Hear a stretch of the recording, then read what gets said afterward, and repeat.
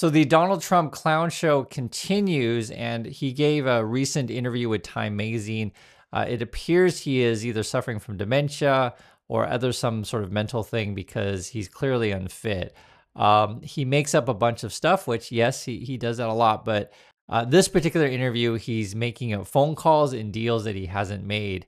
And he might actually believe it. That's why it's saying mentally unfit. This is regards to the trade war and the tariffs. We'll go through it. You guys will see what I'm saying. Says here, your trade advisor, Peter Navarro, says 90 deals in 90 days is possible. This is a question coming in from Time, and they asked a lot of good questions, actually. We're now 13 days into the point from when you lifted the discounted reciprocal tariffs. There's 0 deals so far. Why is that? Trump's answer, no, there's many deals. Like, what? The question. So there's different types of lies, right? So Peter Navarro's like, hey, we can totally do 90 deals in 90 days, right? And that's just being like lyingly optimistic, right? You're lying about your potential here. And then the question is, hey, it's been 13 days. We don't have any deals. What's going on? And he's like, no, there's many deals. Like, that's just like a blatant lie. But I think this is where you're getting into the completely delusional dementia kind of stuff. Okay, and so then you'd follow up. When are they going to be announced, right? When's all these deals going to be announced? Here, Trump's answer, you have to understand I'm dealing with all the companies, very friendly countries. We're meeting with China. We're doing fine with everybody, but ultimately I've made all the deals. Like, meeting with China? What? And it was just a statement. We heard it before from China that's saying like, we're not doing any trade negotiations. We're not meeting with them. And also from even Trump's own people, that they're just like, hey, if we get anything with China, we'll tell you. And I've showed you guys several times in the channel. We've talked about this. And he's like, I've made all the deals. And that was something very specific. So we do know that Trump wants to make a deal with China personally. Like, he wants to talk to Xi one-on-one, have a phone call with Xi or whatever, meet with him. And which, there's no deal, there's no phone calls. And he's like, again, this is from Trump's answer. You have to understand I'm dealing with all the companies, very friendly countries. We're meeting with China. We're doing fine with everybody. But ultimately, I've made all the deals, okay? The interviewer follows up. Not one has been announced yet. When are you going to announce them, right? Talking about all these deals you've been making. Trump says, I've made 200 deals. Follow-up question. You've made 200 deals. Trump answers, 100%. Okay. And just to be clear, there's like 195 countries in the world, something like that. So I don't know. I don't know if these extra 5 deals out there include, other planets. Maybe he's talking to Elon Musk and Mars. I don't know. Okay, so Trump's claiming. So this is like insane stuff. I've made 200 deals, he says. Okay, can you share with whom? I think that's a reasonable question, right? This is what Trump says: because the deal is a deal that I choose, view it differently. We are a department store, and we set the price. I meet with the companies, and then I set a fair price, what I consider to be a fair price. And they can pay it, or they don't have to pay it. They don't have to do business in the United States, but I set a tariff on countries. Some have been horrible to us. Some have been okay. Nobody's been great. Nobody's been great. Everybody took advantage of us. What I'm doing is I will, at a certain point in the not too distant future, I will set fair price of tariffs for different countries. And he goes on and on and on and on. like it doesn't. Okay, I don't know what he's talking about, to be honest. He's talking about he's meeting with China. He's talking about he's made 200 deals, like nothing's been announced, and then he's just going on that we're a department store. Okay, let's see what else he has to say. And he's talking about I'm just curious, and there's another follow-up. I'm just curious, why don't you announce these deals you've solidified?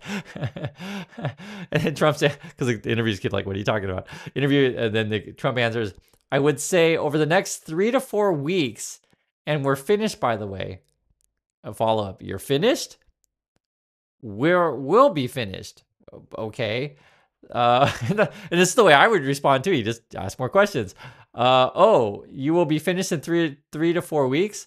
I'll be finished. This is from Trump. I'll be finished Well, yeah, I agree that you will be finished, but I'll be finished. Now, some countries may come back and ask for an adjustment, and I'll consider that. But I'll basically be with great knowledge, setting ready. We're a department store, a giant department store, the biggest department store in history. Yeah. And you know, I don't know if the interview sat there with a straight face or not. That it would be hard because you have this, like, you know, raving madman in front of you talking about USA being a big department store. He's actually said this before, department store stuff.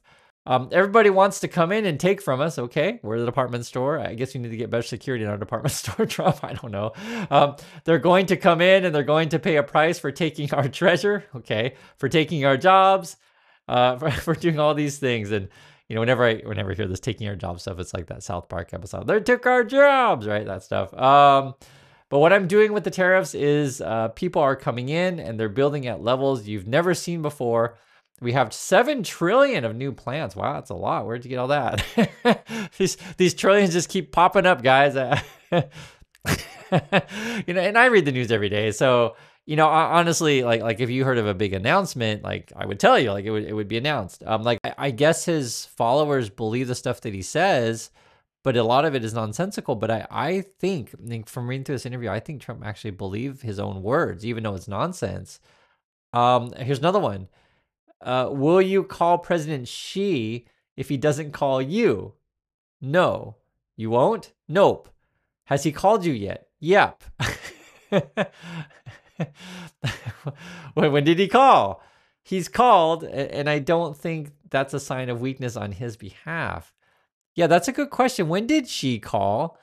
I mean, there hasn't been any reports of Xi talking to Trump. Xi's people would say something. Trump's people would say something, or that would be major news if there was a phone call with Trump. The only one that's saying that there's a call with you know, between the two is Trump is saying that. And then he just kind of goes off on something else. But you would think it's a sign of weakness if he called you, and then Trump answers, "I don't. I just look." Okay, what are you looking at? I don't. Well, what did he say? That's a good question. You got to talk to a crazy friend. What did he say? There's Trump. He says, if people want to, well, we all want to make deals, but I am this giant store. It's a giant, beautiful store, and everybody wants to go shopping there. And on behalf of the American people, I own the store. What? And I set prices, and I'll say, if you want to shop here, this is what you have to pay. Okay, so trying to talk about this like in a serious manner. What I think is going on with Trump, I think he's getting things confused. I think he may actually believe the stuff that he's saying. I also think that he believes he's getting rich because he'll say this all the time. We're getting rich. We're getting rich. We're getting rich. And maybe what's going on is because his you know, staff and his team, they're looking for effectively, you know, bribes and campaign donations from various countries, companies, entities, however you want to say it, through his crypto coins and various scams. And so, you know, when he talks about, say, the country being a big giant store and he, you know, owns the store, this was his words. If people want to, well, we all want to make deals, but I am this giant store. It's a giant, beautiful store, and everybody wants to go shopping there, right?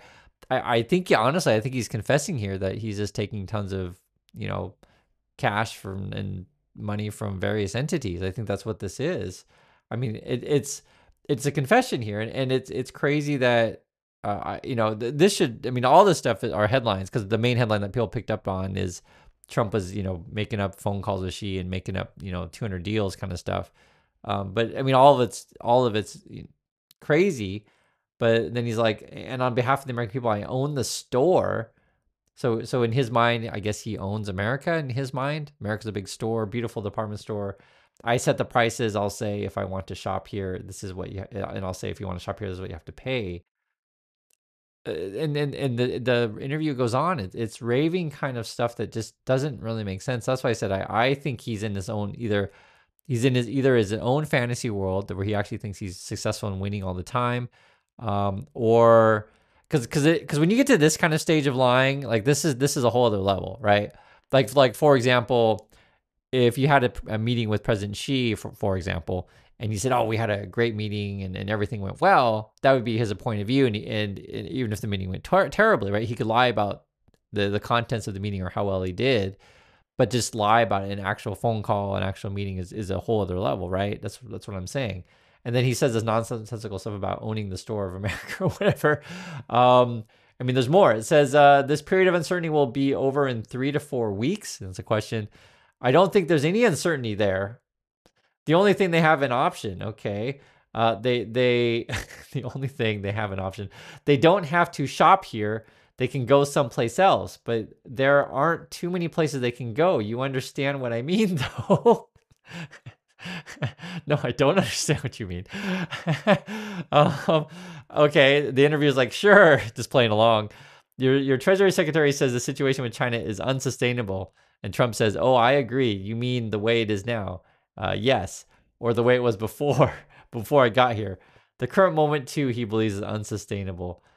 Trump then says, "Well, no, there won't be any business here because at 145%, talking about tariffs, it's going to be very rare that you see business." Okay, here's another question. But your conversation with Xi have made you feel like moving towards a more productive, and I think the interview is trying to egg Trump on because there's no conversation with Xi, but that's what I think is going on here. Then Trump answers, "Oh, there's a number at which they feel comfortable, yeah, but you can't let them make $1 trillion from us. You can't let them make 750 billion. See, that's really what's not sustainable when China makes $1 trillion or $1 trillion. When you have almost 2 trillion worth, I call it a loss. Some people don't, but a lot of a loss. I say when you have a trade deficit of 2 trillion, I consider that the loss." Yeah, so I just wanted to share with you guys, there's a bunch of stuff in here that doesn't really make sense, but the trade stuff was really the most important things because, I mean, he's getting sued by 11 states. There are actions in Congress to limit his power on the tariff stuff. We've talked about this before. And now he's claiming phone calls and deals that he hasn't made. This is where it gets a whole other level. So I said, I think he's mentally unfit. So I want to hear your thoughts on this one. I do appreciate your time, and I'll catch you next video.